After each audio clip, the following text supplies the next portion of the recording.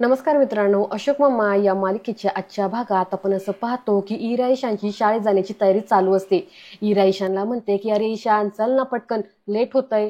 ईशान म्हणतो थांब ना जरा थोडा वेळ इरा. अनिश म्हणतो हे बघ ईशान, जगन काकाची रिक्षा येईल, ती जर गेली ना तर मला सोडावं लागेल तुम्हाला. तितक्यात आता तिथे भैरवी येते आणि ती म्हणते झालात का तुम्ही रेडी? चला बरं व्हा पटपट रेडी, मी तुमच्यासाठी ब्रेकफास्ट तयार केलाय. ईशान म्हणतो अगं माऊ माझी झोपच झाली नाहीये, त्यामुळं मी आता झोपतो. भैरवी म्हणते नाही हा ईशान उठ, चल उठ. ईशान म्हणतो अरे यार माझी झोपच झाली नाहीये, ते मामा आजोबा बघ काल किती घोरत होते, त्यामुळं ना मला झोपच लागली नाही. माऊ ते कधी निघून जाणार आहे तिथून? तर दुसरीकडे आपण असं पाहतो की राधा वहिनी आणि किशाभाऊ दोघं जण भाजी घेऊन येतात. किशाभाऊ म्हणतात ती समधी पोर आहेत ना माझ्या डोक्यात जातात बघ. आता ती भैरवी एवढे पैसेवाली आहे पोरगी, तरी पण रद्दीचा हिशोब मागून राहिली. राधा वहिनी म्हणतात ती हिशोबी आहे ना म्हणूनच पैसेवाली आहे, आपल्यासारखी नाहीये. आपण सगळं काही फुकून मोकळं झालो, भिकेला लागलो आपण. किशोभाऊ म्हणतात तिच्या या हिशोबामुळे ना आपल्याला पैसे पण काढता येत नाही, भाजी पण आपल्यालाच आपल्या पैशाने आणावी लागली, सगळे वांदे होऊन राहिलेत ना. तर राधाबाईंनी म्हणतात तुमचं असं आहे, दे हरी मी बसतो खाटल्यावरी, तो वाटाणा आहे ना इवलूसा वाटाणा, इवलूसा तुमचं डोकं आहे आणि त्या इवलूच्या डोक्यामध्ये ना तुमचं इवलूचं स्वप्न आहे. किशाभाऊ म्हणतात हो पण तरी ती पूर्ण होतात का? राधाबाईंनी म्हणतात कशी होणार, जरा डोकं चालवा ना. ती पोरं आहेत ना तोपर्यंत नाही, पण ती सूनबाई मला म्हणत होती की वसईला घर घ्या म्हणून. इकडे भैरवी या सगळ्यांना सांगत असते तरी मी त्यांना एक दोन जागा सुचवल्या आहेत. अनिश म्हणतो मग? भैरवी म्हणते मग काय, पैसे नाही आहेत त्यांच्याकडे, काय करणार? ईशान म्हणतो आपण त्यांना इथून घालवायचं का? भैरवी म्हणते असं करू शकत नाही ईशान, ते वेणू आजीचे भाऊ आहेत की नाही. अनिश म्हणतो इतक्या वर्षात पहिल्यांदा भेटलोय मी त्यांना, पण खरं सांगू का मला पण ते इथे नको आहेत, पण आपण त्यांना सांगू शकत नाही ना इथून जायला.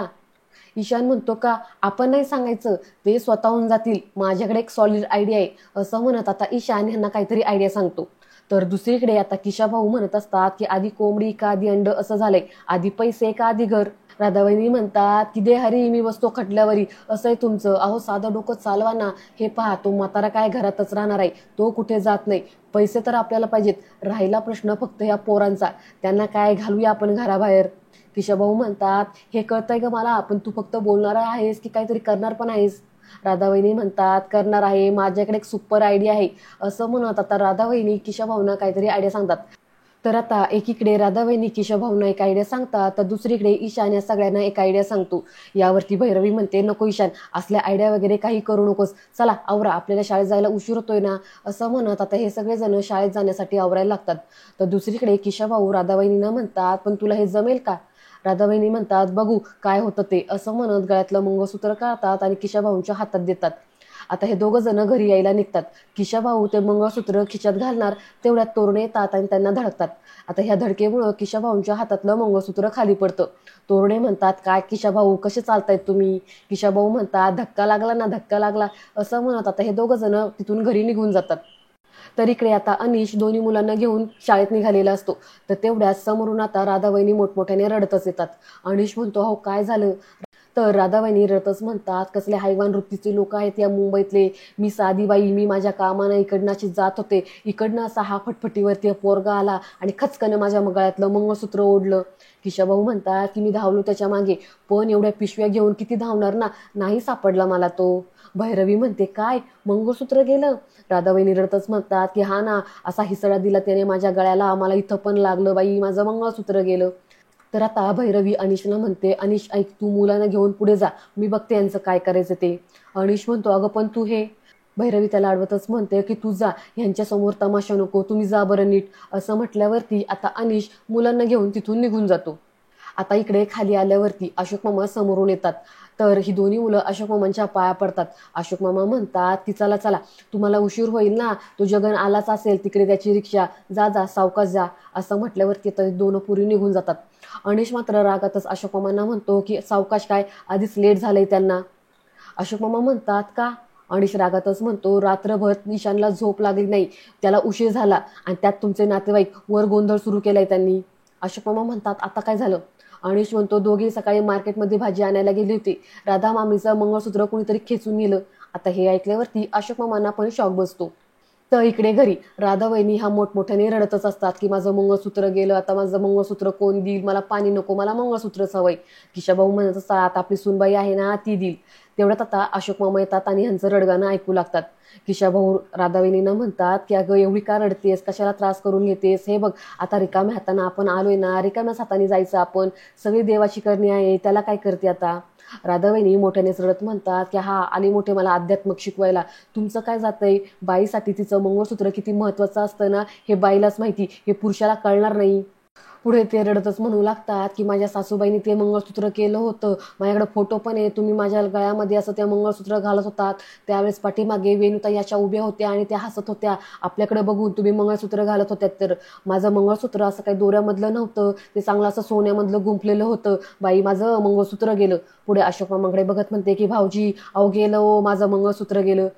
मित्रांनो, हे राधा वहिनींचं असं खोटं खोटं रडणं, मोठमोठ्याने किंचाळणं, हे सगळं पाहून ना तळपायाची आग मस्तकात जाते. ह्या अशोक मामांच्या फॅमिलीसोबत आपण पण ह्या राधा वहिनींना किती दिवस सहन करायचंय ना कुणास ठाऊक. मला पण फार वैताग आलाय आता ह्या लोकांचा, कधी हे संपते ना असं झालेलं आहे. असो, पुढे काय होतं ते पाहूया. अशोक मामा म्हणतात मिळेल मिळेल नक्की मिळेल.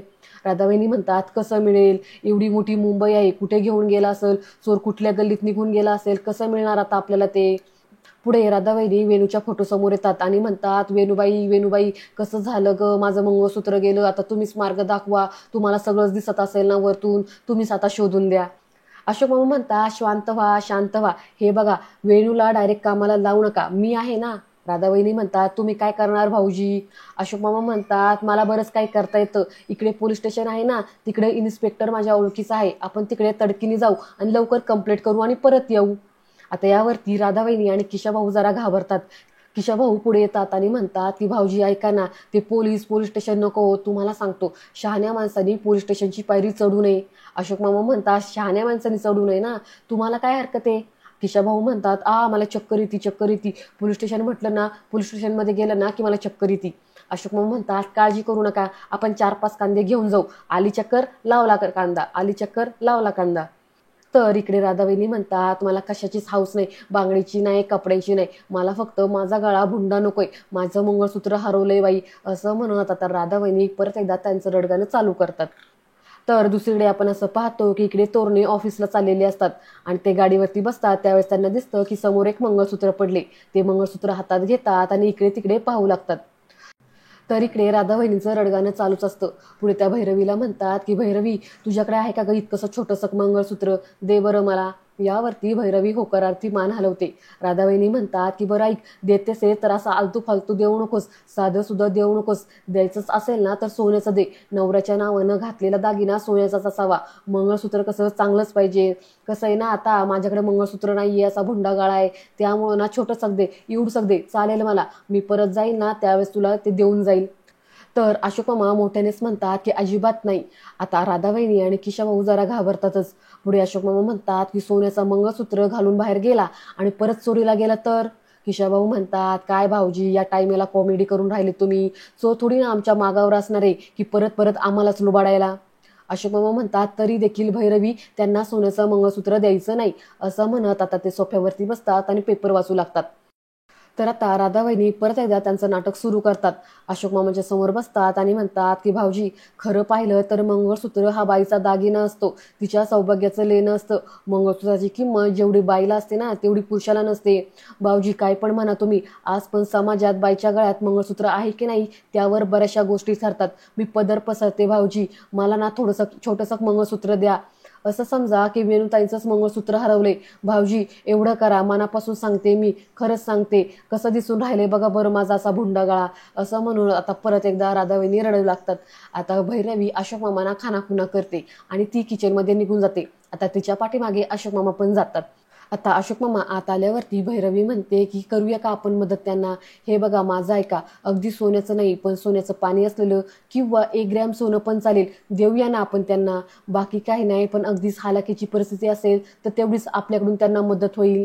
अशोक मामा म्हणतात तुझ्या नवऱ्याला आवडलेलं नाहीये त्यांना मी घरात ठेवून घेतलेलं, तरी तू त्यांना मदत करतेस. भैरवी म्हणते हो आपण त्याबद्दल नंतर बोलूया, बाबा ऐका ना माझं, करूया आपण त्यांना मदत, चला सांगू त्यांना. असं म्हणत आता भैरवी बाहेर येते आणि म्हणते की राधा मामी मी देते तुम्हाला पैसे, त्यातून आणा तुम्ही मंगळसूत्र. आता असं म्हटल्यावरती राधाबाईंनी आणि किशाभाऊंना फार आनंद होतो. राधाबाईंनी भैरवीचं कौतुक करू लागतात की काय साजरी पोरगी आहेस, खरंच तुम्हाला मदत करशील? यावरती भैरवी म्हणते की हो करते, फक्त थोड्या वेळाने करते. किशाभाऊ म्हणतात का बरं थोड्या वेळाने का? भैरवी म्हणते मला काम आहे मामा, ते झालं ना की मी देते तुम्हाला पैसे. आता किशाभाऊ पण भैरवीचं कौतुक करत म्हणतात की बघ कॉमेडी, काय भारी सून भेटली तुला, किती चांगली सून भेटली. राधाबाईंनी पण भैरवीचं कौतुक करतात आणि तिथून आतल्या खोलीत निघून जातात. तर आता अशोक मामा भैरवीला म्हणतात जरा काही मदत केलीस, तुझ्याबद्दल त्यांचं मतच बदललं बघ, असं म्हणून आता हे दोघं जण जरा हसतात. तर इकडे आतमध्ये किशाभाऊ राधाबाईंना म्हणतात की बाप्पा काय ऍक्टिंग करून राहिलीस ग तू, तुला सांगतो मुंबईमध्ये पिक्चरमध्ये ना तुला नक्कीच घेतील बघ.